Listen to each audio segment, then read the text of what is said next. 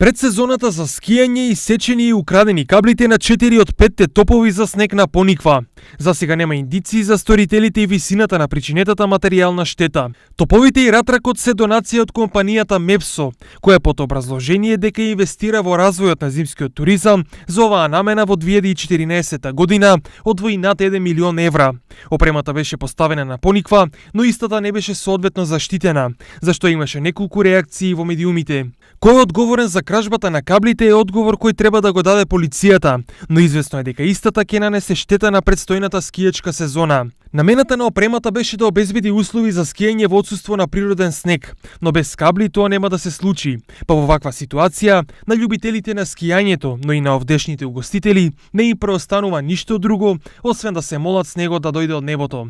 Инаку Пониква е единствениот ски центар во источниот регион, кој во сезона дневно го посетуваат и до 2000 гости.